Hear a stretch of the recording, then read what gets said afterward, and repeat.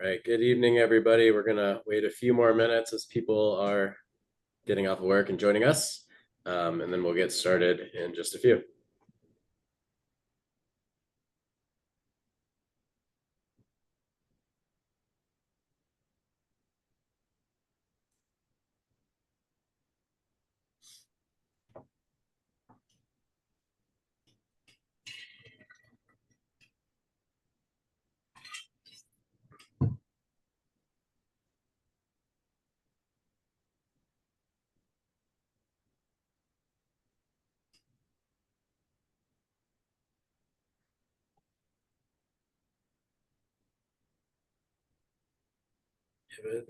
We'll wait till 5:03, and we'll get started. Sure, we'll have some people join during the presentation. So just some background, if you have questions during the presentation, we're going to hold all of those until the end if you want to use the digital raise your hand. But during the presentation, if you have comments or questions, you can use the chat, and I will do my best to monitor that and answer any questions that come up, and we'll just read those at the end. Otherwise, we'll wait until the end and then go through the chat list of any questions. And so with that, we'll go ahead and get started. Thanks everybody for joining us for this combined Arapahoe County and Denver Parks and Rec and Highline Canal Conservancy meeting on the Highline Canal trail improvements from Quebec Street to Parker Road. So Will, if you want to jump to the next slide for us. So yeah, keep your microphone muted, please. Use the chat function for questions. We'll respond during the meeting or afterwards, and then we'll have a Q&A where you can raise your hand and come off the microphone to ask a question if you would like to do so. And then we're going to go ahead and get started. I am Adam Lynn with the City and County of Denver, Denver Parks and Rec. Before we turn it over to the Arapahoe County Commissioner, I'm going to introduce Councilwoman Romero Campbell from District 4 to say a few words before we get started. Oh, thank you. I just wanted to say thank you to everybody who's on this call. I am so excited about this project, and just I think how unique it is, and being able to combine and connect, the Highline Conservancy, the funding that was received by GoCo, and then all of the other private donations and additional fundraising that happened to make this project possible. A true public-private partnership that I think is just an exemplary model of what we have with the Highline Conservancy and with the Highline Canal. Just on a side note, I know this portion of the Highline Canal very well. This was an area that I would take, and my dad ran along the canal, this section, for multiple years. And it's also a section that I frequent today. And I'm usually out there with my dog, not as often as I want to be, but this is just, I think, a project that's near and dear to my heart, and especially on this portion of the canal. So excited to see this come to fruition. Thank you. Great. Thank you, Councilwoman. And Roger, I will turn it over to you to introduce the Arapahoe County Commissioner. Thanks, Adam. And again, I'm Roger Harvey, Planning Manager with Arapahoe County Open Spaces, and we're pleased to be part of this project. And it's my pleasure to introduce our District 4 County Commissioner and our Chair, Leslie Summey. And District 4 encompasses this project area. And thanks for joining us, Commissioner Summey. Thank you very, very much, Roger. I appreciate that. Good evening, everyone. I am, as Roger said, Leslie Summey, Arapahoe County Commissioner for District 4. I would just like to say for Arapahoe County, it's actually the best district. So don't get that twisted. So listen, we have some great things that are happening along the Highline Canal trail in my district, and I want to tell you about them.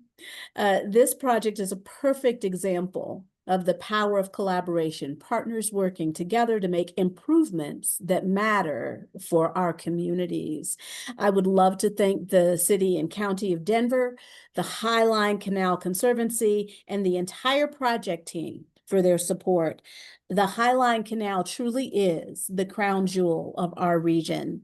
And this trail means so much to me personally. I will tell a personal story. We moved here from the Washington, D.C. area. My family and I moved here from the Washington, D.C. area in 2017. And I know my husband. I grew up in Colorado Springs. My husband grew up in the D.C. area. And I said, babe, we need to move out to Denver.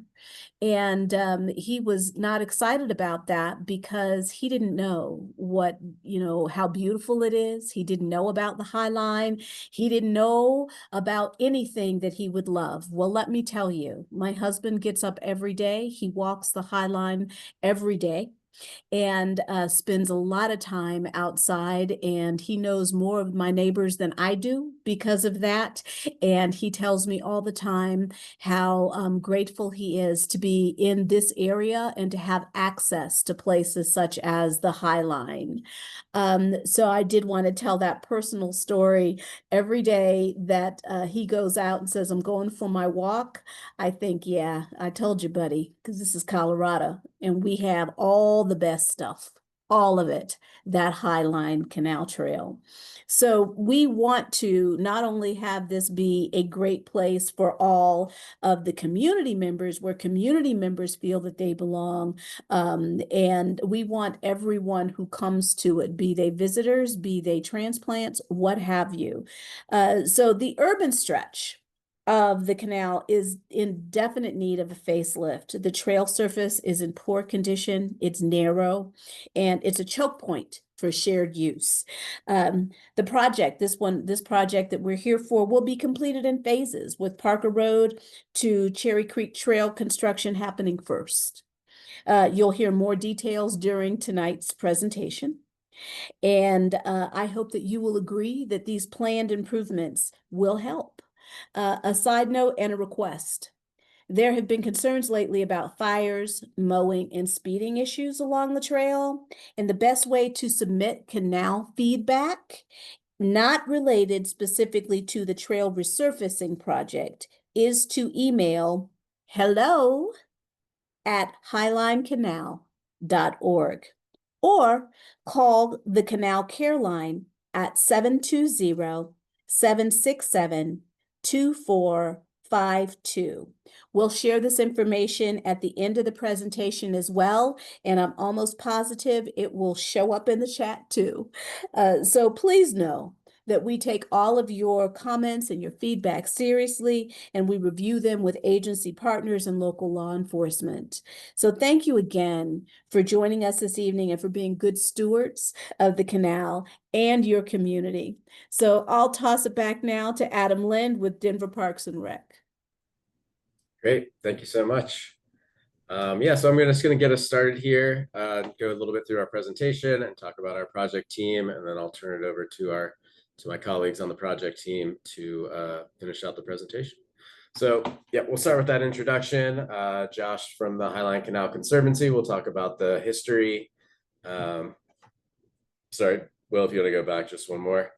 We'll talk about a little bit about the project background, how we got to this project, the existing conditions, which many of you are probably familiar with, and then get into the meat of the presentation that's going to talk about the proposed improvements, potential impacts during construction and design, that project timeline that'll be completed in phases, as the commissioner mentioned, and then we'll have a Q&A.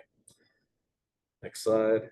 So yep, from the Arapahoe County side, Roger Harvey is the planning manager and project manager for this, and he'll be giving the rest of this presentation along with Will from our design consultant team at Livable Cities.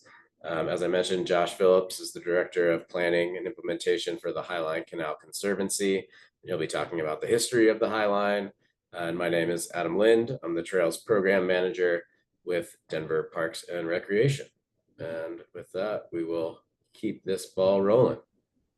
Thanks, Adam. Yeah, thanks for the intro. Thanks so much to everyone joining from home this evening. See a lot of familiar names, if not faces, here on the Zoom. So great to have so many from the Canal community on the call this evening. I think a lot of you know this background, but I'll just share some general history about the Canal. As many of you know, the Canal is 71 miles long, so it connects 11 different governmental jurisdictions. So at the Highline Canal Conservancy, we collaborate with all of these partners to care for the canal and implement these types of improvement projects.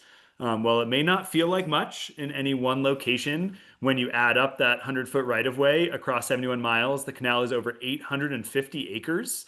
So that's larger than Central Park in New York, or I love the reference, it's almost 3 times the size of City Park here in Denver. And as of our last trail count last year, we do see over 1 million trail users per year. One of our busiest spots actually being right there at the confluence of the Highline Canal and Cherry Creek. So we know there's a lot of use in this area and a lot of you using the canal in this part of the community. Next slide. So the canal is not a natural waterway. It was hand dug in the 1880s, acquired by Denver Water in 1924, and opened to recreation in 1970. And so you'll hear both Denver Parks and Rec and Arapahoe County speak a little bit to the evolving management of the canal. But on the next slide, you'll see, the canal really is an inefficient way to deliver irrigation water in the 21st century, as you can imagine. And so Denver Water estimates that 60 to 80% of the irrigation water that was historically diverted into the canal was lost to seepage or evaporation. And so really the arc of this project is transforming last century's infrastructure. We got a great photo on the next slide. And if folks aren't familiar with this one, this is the canal as it emerges from Waterton Canyon. So there you can see the Platte River and the canal there up on the hillside, the start of the High Line as it begins its course, and transforming last century's infrastructure into this century's open space network. So to do that, we've been working with all of these partners since 2014 when the Conservancy was formed on 2 kind of seminal planning efforts. And I think we've got some plan shots on the next slide here.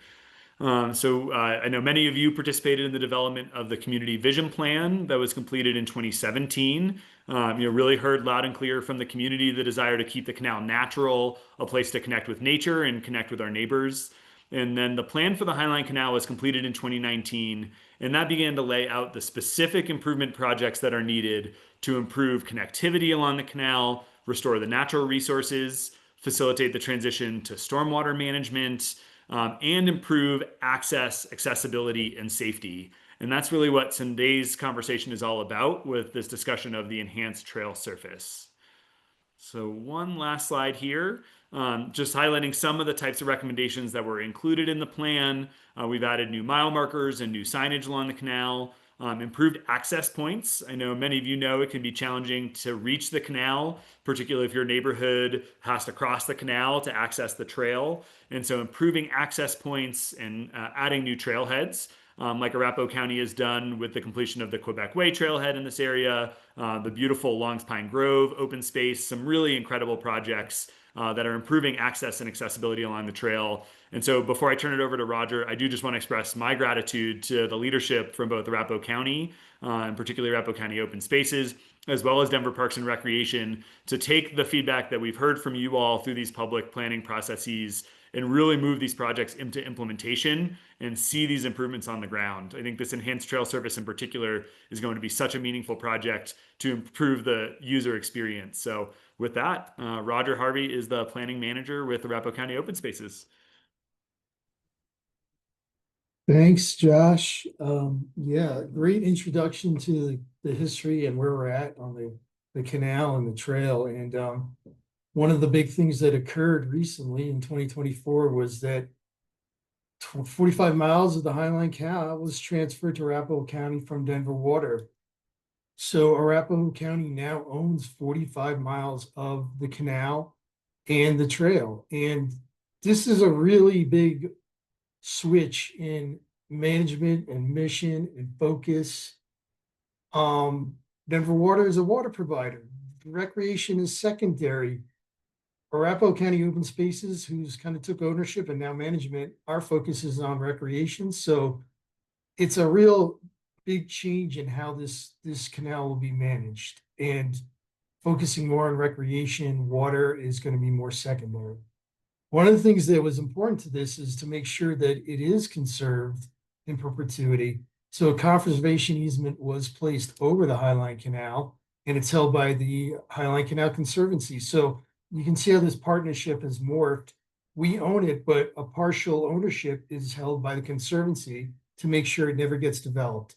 Never see tennis courts, never see active recreation. It's going to be an open space in perpetuity. All of this includes part of Parker Road to Quebec, which we're working on this project. One of the things we're also working on in Arapahoe County is, historically, there's been a lot of providers for the recreation side on the trail. We're working now with these local government partners, not only to maintain the trail recreation, but to widen the caretaker role for basically the whole width of the canal as an open space park resource. For us, trail improvements and for the Conservancy really remains a high priority. And this, one of the reasons why we accepted ownership, it really aligns with our focus of creating safe, healthy, and environmentally responsible communities.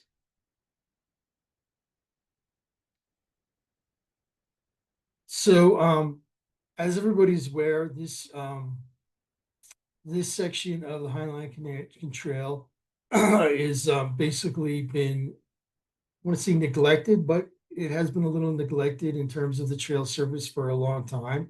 It's an 8-foot wide asphalt that's in pretty poor condition. Both DenverParksRec and the county has basically inventoried and assigned this a poor condition.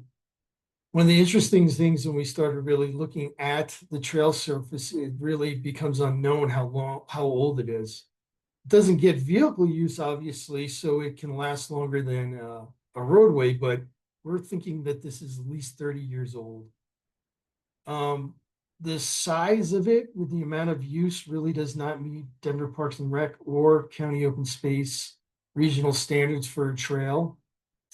And one of the things I want to highlight, even though the county has a lot of ownership in these sections, Denver Parks and Rec has maintained these sections for a long time and is going to continue to maintain them, because as when you see some maps, you'll see how this trail jumps from jurisdiction to jurisdiction, and it just helps to have one party maintaining it. And Denver Parks and Rec has been doing it for so long. Next slide. This is a map of the project of the location that we're focusing on for design and phase 1 construction. So we have Parker Road on the north where it kind of turns into Mississippi there. The dots you'll see in the middle is the Cherry Creek confluence connection, and that is already concrete. So we won't be doing any trail resurfacing there, but then it will continue to the west to Quebec, and that's on the west side. And as mentioned, that is going to be designed but not constructed in this phase 1 right now. Next slide. So as I just mentioned, we have the project fully funded for design all the way from Quebec to Parker, so we'll be designing it. But for right now, we just have construction funding for what we're calling phase 1, and that's Parker Road to the Cherry Creek confluence. And we're going to look for future funding for that Cherry Creek to Quebec. Hopefully not too long out. We're hoping 27, 28, but we'll see how things go, but we don't want to say anything definitively right now. Next slide. So as you guys are probably very aware of the existing conditions, as mentioned, the asphalt surface is in pretty poor condition, just a lot of cracks falling apart. As you can see in this area, it's very constrained, 8 feet wide. You've got areas where you have vegetation encroaching, making it hard to widen it. Next slide. Here's so showing the variation you'll see in the widths that we have to work with, which we'll go through when we look at how we're going to enhance it. But again, you'll see a very narrow 8-foot wide asphalt trail in poor condition, where in some areas we do have a wider bench, so to speak, to widen the trail and create more enhancement, pressure fine, and water trail that'll accommodate more users. Next slide. And even wider areas, as you can see here, where we might be have the ability to even create trails off of the main hardened surface trail in the middle.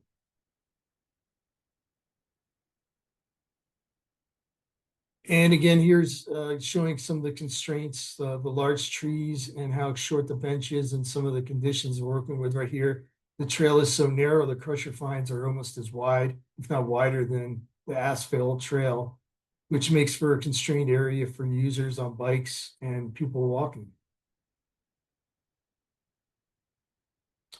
And I think this is the last kind of existing conditions. Oh, one more, just showing again different varying conditions that we're working with on the dirt surface here and the bench. So this is basically conditions that you guys are very aware of and what we're trying to improve here through this section. I believe next, Will, you're going to go through how we're going to enhance these trails for this project. Thanks, Roger. So hi there, Will Vietanen with Livable Cities. I'm on the design team for this project. And so, yeah, I'll walk through the proposed improvements to the trail surface and some amenities and then potential impacts here. So the Highline Canal plan, or I guess the plan for the Highline Canal as Josh introduced it, put forward specific recommendations for, trail surface, access improvements, amenities, and a variety of other kind of recreational opportunities. And so to the bottom left on this slide is the Highline Canal Plan recommendation for the trail section. And at the time it was, between an 8 and a 10-foot pavement section, and then a 6 to 8-foot soft surface. And the idea was that it would kind of respond based on, context and need. And so to the right, what we have is actually the proposed cross section for this segment. It looks like some of the text got cut off at the top, but what we're proposing here is a 12-foot concrete path section with an adjacent 6-foot crusher fine section as kind of our typical and preferred recreational kind of trail section, with then 2-foot plus or minus vegetated shoulders on either side. So you'll see as we kind of look at some of the following slides, this 12 and 6, 2 and 2 section is really applied throughout the corridor, and probably 80% of the reach for this project. And there are some other outlier conditions. On this slide, you can kind of see this is one of the shots I think that Roger just looked at with our 8-foot asphalt trail with the adjacent 4-foot existing dirt shoulder, and really the shoulder width varies quite a bit, and in some cases it is lacking even crusher fines. So on the right, you can see sort of how the proposed ideal section fits within this specific reach. And the soft surface trail, I should have mentioned this, will remain adjacent to the canal itself throughout the corridor, with exception for one area which Roger kind of mentioned. It'll still follow the canal itself, but there's an opportunity to detach it from the 12-foot concrete trail for reach, to provide a kind of buffered experience for joggers and walkers on the soft surface trail, as opposed to the concrete trail. So here you can see a 6-foot detached gravel trail with a stand of existing trees in between, and a vegetated kind of naturalized buffer landscape in between, and then our 12-foot concrete trail with the vegetated shoulder on the right side of the image. In addition to the actual trail surface improvements, there are some other amenities that are being contemplated included in this project at this time. So additional bench seating and bike racks, to support different uses, and obviously waste management, waste receptacles and pet pickup stations on a trail as such, absolutely critical. And as Josh pointed out, with the trail user count over 1 million in recent years, they're much needed in this stretch. And then in addition, the project is looking at potential bollards for control of unauthorized use in some locations, and improvements to other curb ramps, which in the center of the slide we do have ADA upgrades. So in addition to the compliant hard and soft surface trail, we're really looking at providing a recovery zone, which is kind of doubling as that vegetated shoulder area, but this allows outside of the additional width for the recreational use to minimize conflicts, it allows for an extra buffer should an incident occur, or some passing. And so on the right side of this image, you can see we have some numbers here. There are a number of street crossings included within this project. There are a couple of underpasses that are outside of the extent of this project. However, there are 9 curb ramps included within the scope currently, and that's spread over 5 streets.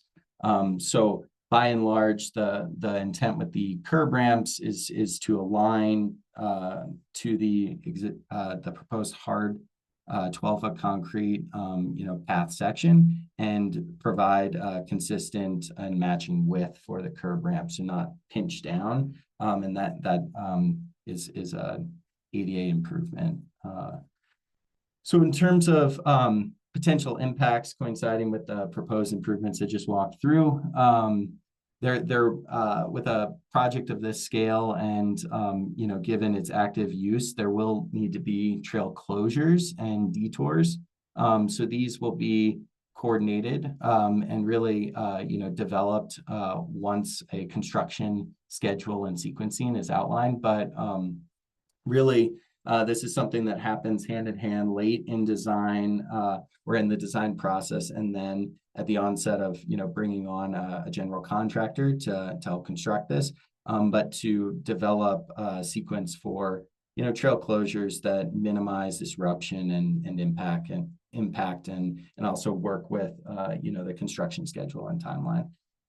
Where possible, these detours will follow the same route, bicycle and pedestrian. In some cases, that is hard to do.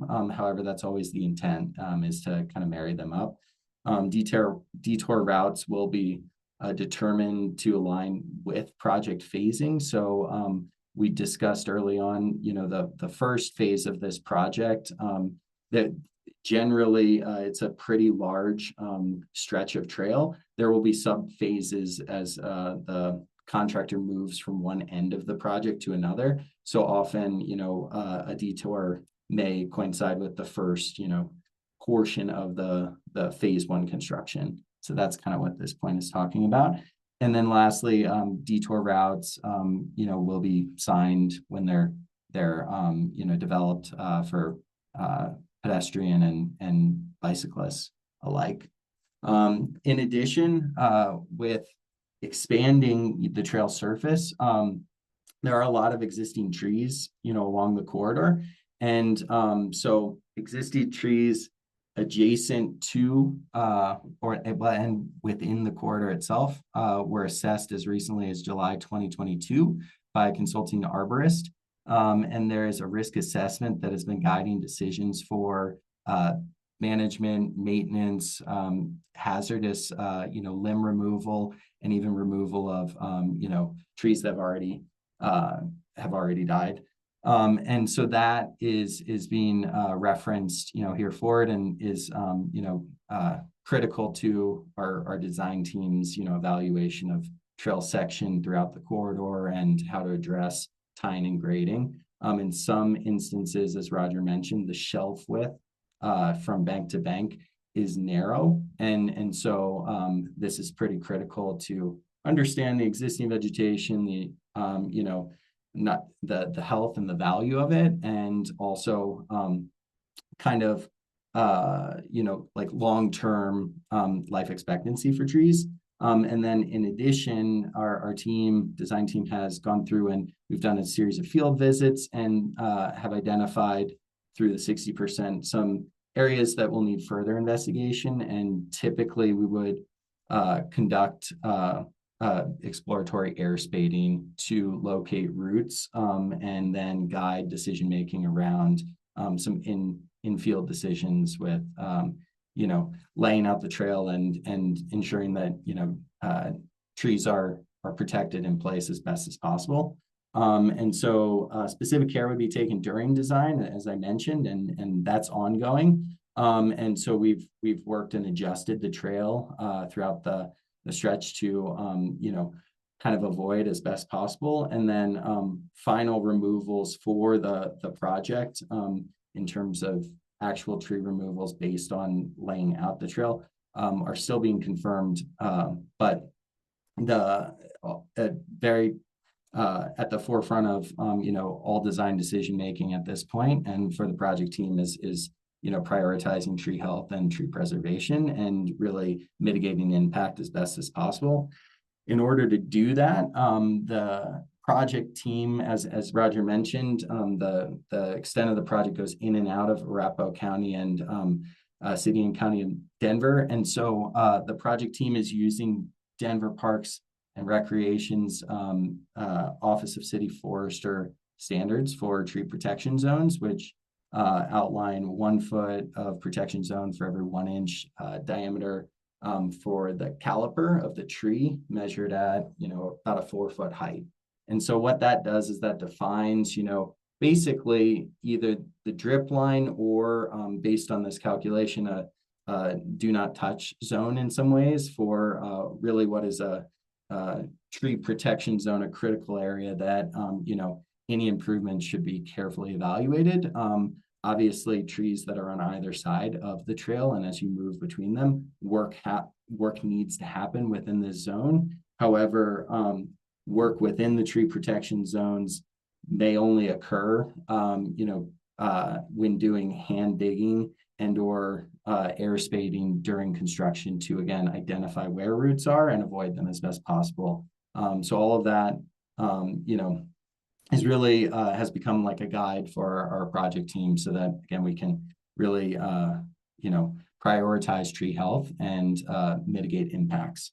In addition, understory, and revegetation, as we have to regrade some aspects of the bank to establish, and this is really just to establish a wider trail section. There will be some restoration and kind of native seeding that will go in to integrate these proposed improvements into the existing canal and provide a more kind of diverse understory layer from a grasses and forbs perspective. So I'm going to turn it over to Roger, who's going to touch on the project timeline now. Thanks, Will. That was a great overview of the project. And yeah, as I mentioned, we do have funding for the entire design. So we're going to be designing 100% from Parker Road to Quebec in this section that we're looking at for resurfacing. But we only have funding for phase 1. So when we get into 2026 bidding, procurement, and construction, we'll be focusing on phase 1. Hopefully be able to go right into phase 2 if we do get some more funding. It is right now at 60%. We're looking at overall the entire project about $9.1 million, and that's why we're looking to have to phase it. It is a costly project for what we're looking at. So 2026, 27, phase 1, then through 28, hopefully phase 2. But as mentioned here, we're at 60%, and we'll be working through to 100% into early 26.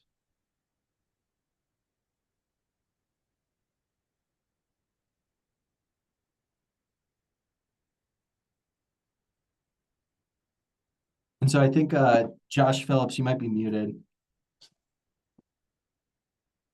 Just popping on for Q&A. Yeah, so I think we wanted to just thank the all the participants on the call right now, and kind of open this up as Commissioner Summy said at the beginning, for general questions, you know, around just the Highline Canal and management and general improvements. There is the Canal Cares line, which is highly responsive and very active, and they have a ton of information that they can share, you know, within seconds, minutes. So please reach out to them for specific project questions for Arapahoe County. Please reach out to nick@highlinecanal.org shown. And then for Denver, please reach out to Adam Lind at denvergov.org.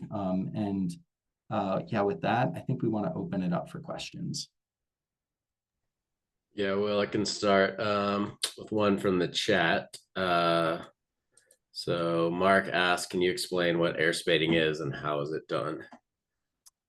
Sure thing. So air spading is I guess is in simple terms, it's almost using a compressor and a pressurized air blower to essentially remove carefully dirt around you know, basically a tree root, and it allows like careful excavation so that an arborist and forester you know, can evaluate critical roots versus you know, secondary, tertiary roots, and then guide decision making towards root pruning, and or you know, identify, hey, there are some structural roots here, wasn't anticipated, but we need to avoid them, and then give that information to the project team to adjust course.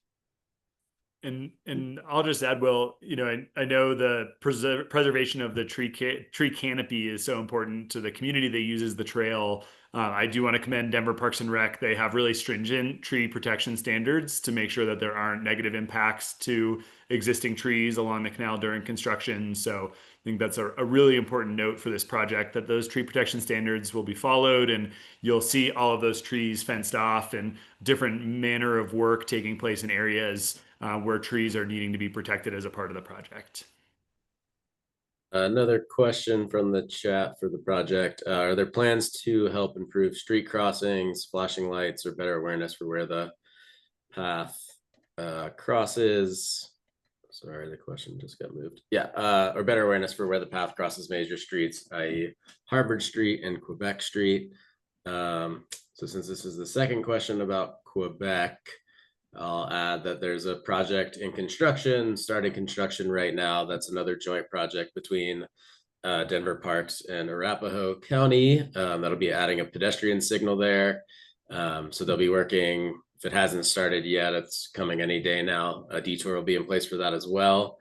But it'll be adding a pedestrian signal, ADA curb ramps, and upgrading the median to be ADA compliant as well. So we'll be looking at all the street crossings. I think a lot of these crossings already have underpasses, like Parker in Mississippi, where this project is starting or ending.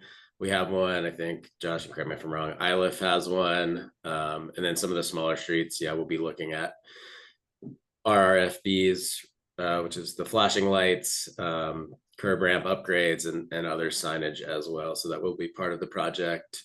Just don't think we've gotten into that level of detail yet. What else is on this list? So we have a question of, how does this project fit in with Arapahoe County's Highline Canal research grant from History Colorado? Will there be historic markers and information about the local history of 7 Mile House stables, the confluence with Cherry Creek and other locations? Is there a process for identifying and preserving historic structures and trees? I'll turn that to Josh. You're probably most prepared to answer that. Yeah, sure. Well, and folks may not be aware, we have received a grant from the State Historical Fund through History Colorado to produce a research report. That project's also partially funded by Arapahoe County Open Spaces, so thank you to the county as well. So we are surveying historic structures along the canal, particularly the siphon that's there at Cherry Creek, at that confluence of Highline and Cherry Creek. And then just to the east of this project area, Fairmont Cemetery as well. And so I do think in the coming years, we'll see more historic markers out on the trail, recognizing some of those historic structures. But at this time, there's not a plan to add those as a part of this project. And so that would be installed separately by the Conservancy. I must say I'm not familiar with the 7 Mile House stable, so I'll put my email in the chat and feel free to reach out to me if there are other historic resources in the area that we should be taking a closer look at. Definitely would be eager to add those to the list. All right, that is all the questions in the chat. If anybody here has more questions and is brave enough to unmute yourself, feel free and just ask aloud, or you can add it into the chat and I will ask it. And if not, we can wrap up a little bit early.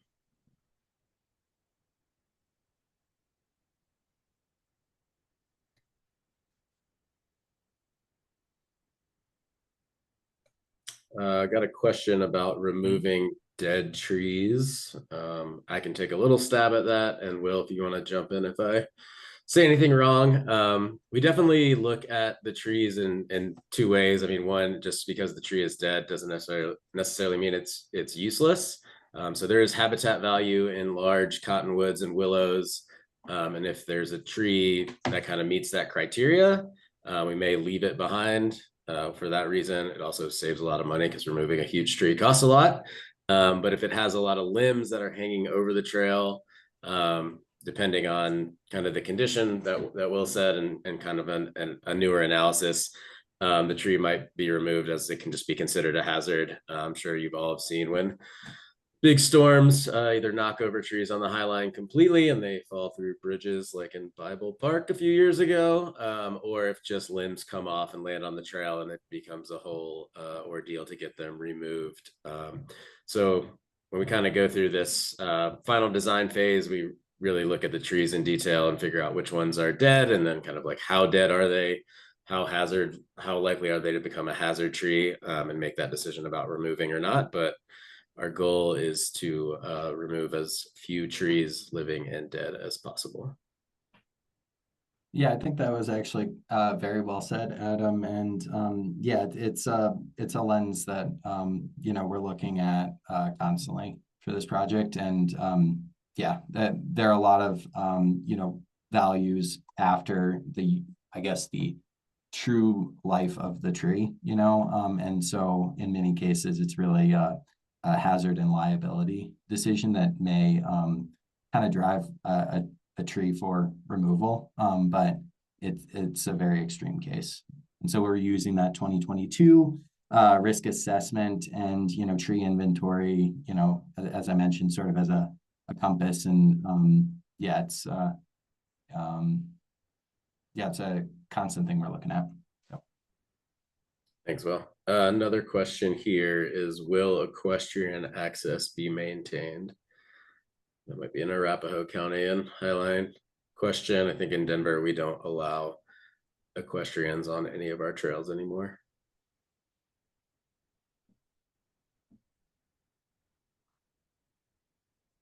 I mean, I could take a stab at that. I mean, our Longs Point Grove trailhead does have horse trailer parking. And we allow equestrians onto the Highline Canal in the county section. So we have no plans to restrict equestrian use in the county sections or close off any. So yeah, we'll be maintaining them. Oop, that answers that. Mark asks, any thoughts about the rising usage of high-speed e-bikes, electric motorcycles on the trail? I have a lot of thoughts, I think, as they pertain to the project and the design. So I think, at least in Denver, our trail speed limit is 15 miles an hour. So we're kind of balancing wanting to put signs out there to remind people and allow rangers for enforcement, but not overcrowd trail with signage. And that also just leads to a lot of maintenance and graffiti issues. So we do have in Denver, we have our park rangers that are out on the trails and do enforcement. I know Highline Canal Conservancy has been working with a lot of the jurisdictions of kind of temporary signage and markings to remind people to slow down, follow the speed limit, announce when you're passing, kind of that behavior. So I think as we kind of just continue to see trail use increase in the region, that's something we're definitely looking at. I mean, the goal is more education than enforcement, but education doesn't always work, and enforcement is a piece of that.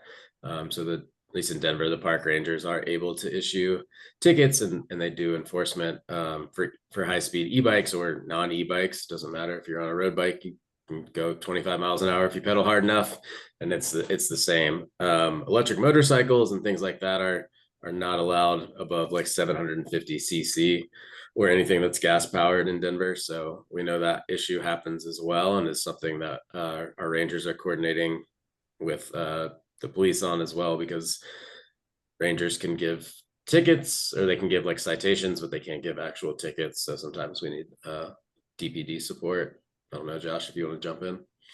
Yeah, I think too, just the design of the enhanced trail is also going to be a really important step towards minimizing user conflicts on the trail. That 8-foot asphalt can feel really tight as cyclists are passing. And so providing the gravel option with the side path for pedestrians and runners to use the gravel, separating some of that traffic from bikes, and then the wider trail profile as well, I think will hopefully minimize some of the interactions that we do hear about, particularly in some of these tighter sections of the trail. All right, another question or comment was thinking about a traffic circle could be a nice addition at the intersection of the Highline and Cherry Creek trails. I think right now there's kind of like a triangle split there where it goes 3 ways. And then I think, Robert, just to kind of touch on what maybe you missed since you said you were late, for this specific project, we're not really looking at the section of the trails where they overlap, as the Cherry Creek through that section is already concrete. So we're going to be focusing on the Highline sections that are asphalt and upgrading them. But that is something we might look at a future project with Cherry Creek by itself. Thanks. And then another question comment that I can take. Denver stated it was going to start construction on the Highline Canal improvements between Fairmont and Havana this year. Has that now been delayed? It's still moving. We're going to bid this week, Mike. So a little bit slower than we had hoped for. There was some more coordination that we had to do to finalize some of the design items, and coordination with Denver Water on a license agreement, since Denver doesn't own any of the property. So we are hoping to go to construction before the end of the year and then keep that moving pretty quickly in phases. But yeah, we are a little bit delayed than originally planned, but still moving forward and funded. Stephanie asks, is there a plan to mitigate fire danger risk with all the brush and branches down in the dry creek bed? I don't know if anybody wants to take that, or do we want to kick that to the canal line afterwards? I can speak to some of the planned maintenance. So Mile High Flood District is supporting all of our jurisdictional partners, as many of them are taking on this new management of the canal as kind of both a recreational resource, but also a stormwater management system. And so their contractor will be coming through actually this fall to remove down debris that's in the canal and doing some targeted thinning of some of the standing dead material that's in there as well. And so that's something that folks should be seeing in this 4 square mile area in the next couple of months as that contractor works through the area. But that is something that's being actively planned for through a natural resources management plan. So definitely feel free to reach out to the Canal Cares line if you're interested in learning more on that. All right, we might have made it to the end of the question line. Adam, I saw one about porta potties. Did we get that one? I did not see that. Yes. But so Jennifer, no plan for additional restrooms as a part of this project right now. In this section, it's just the Quebec Way Trailhead and Longs Pine Grove, both managed by Arapahoe County Open Space, that provide restrooms in this section of the trail. Yeah, and I can add, in Denver, we try and target our porta johns, bathrooms, kind of co-locate them in busy spaces. So like in Bible Park, where the High Line goes through, is kind of where we would target to have bathrooms so that it's serving multiple users versus just kind of leaving one out on the High Line somewhere. But it's definitely something, bathrooms as a whole, we're trying to plan for in the future, but not an easy fix. All right, well, if there are no more comments or questions, I just want to say thank you again to everybody for coming. Councilwoman Romero Campbell, Commissioner Sumney, I think that's correct. Highland Canal Conservancy, Arapahoe County. I think one of the questions in here, we will post these slides on both of our project web pages or on the project web page. If you have questions, comments after this, feel free to reach out to any of the email addresses here. Share this with your neighbors, friends, and we'll be looking forward to finishing the design and upgrading this trail and really making it a great, even better asset for all of the communities. Thank you very much. Thanks, everybody. Thanks all. Thank you. Thanks all.